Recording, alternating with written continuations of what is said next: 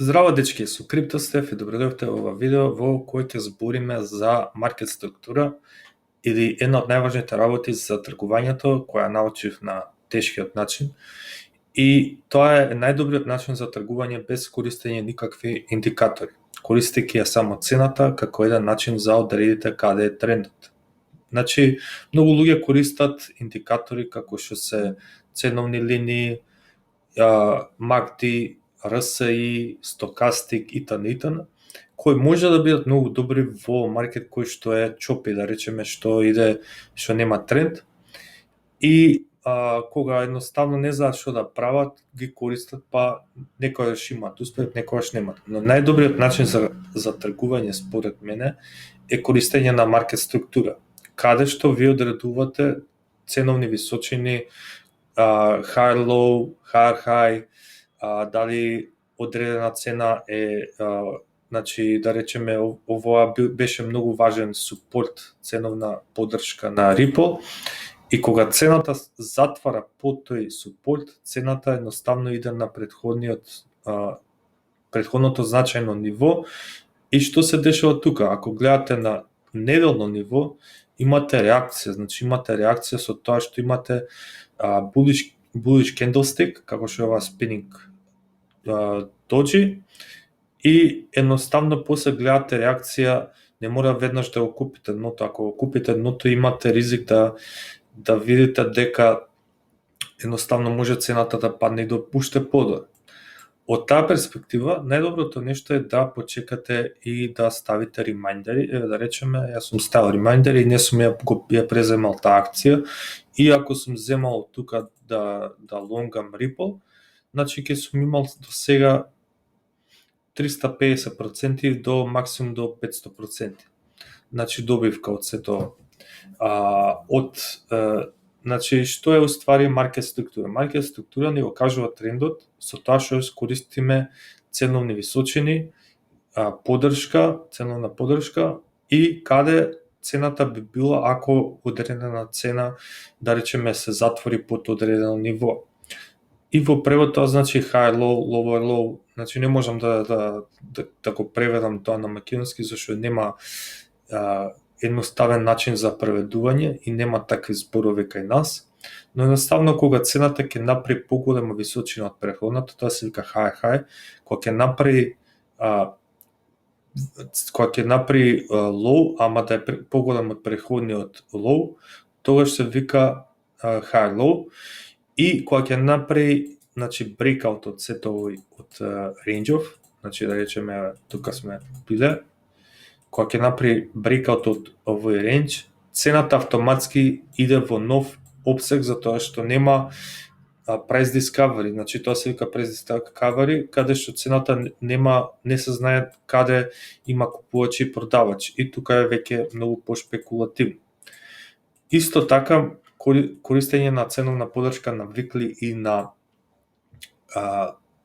месечно ниво е многу подобро него користење на daily.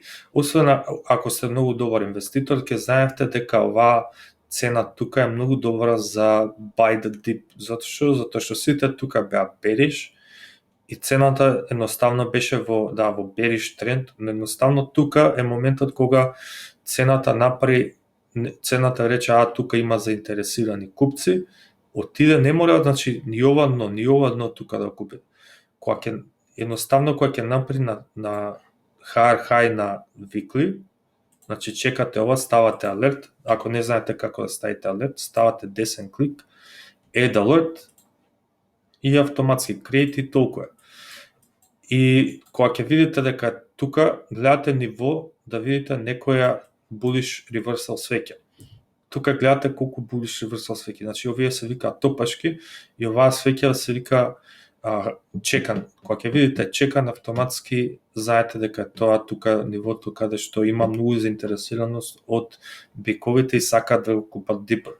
И што се дешава? Се дешава да едноставно цената пробие, ако сте купила само на најсигурен начин, затоа што да речеме сакате идете од тука лонг, имате подобра ризик до добивка ако идете, да речеме, значи од било кој друг начин.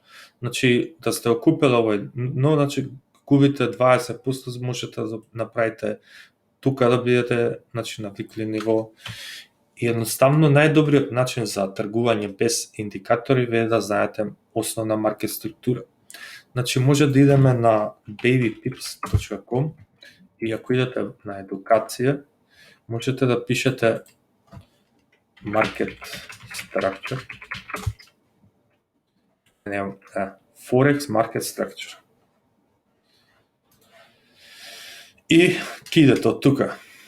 Значи, може тука е малку подруго за значи за крипто, но можете да пишете support and resistance summary. И еве како јас трейдам. Значи, ова ви е најдобриот начин за тргување, аналитички докажано, нема подобро нешто. Значи, чекате цената да направи breakout, прави higher high, се спушта цената, вие купувате на супорт, ставате стоп по тоа и цената секогаш иде. Истото важи за спротивно. Значи, цената прави breakdown, retest и шортате. И нема подобро нешто. Исто со trendlines. Значи, цртате trendlines, ова ви е супорт. Цртате trendline, ова ви е резистент. Имате, ви канали. Значи, вакви работи се многу подобри него користење индикатори. Не велам дека индикаторите не се немат перспектива, туку едноставно не се фокусирате само за нив. И тоа беше се што сакав да кажам. Ако имате некои прашања, слободно поставете ги. И се надевам дека ова видео беше доста интересно и ќе ставите лайк и субскрайб на мојот канал. Поздрав!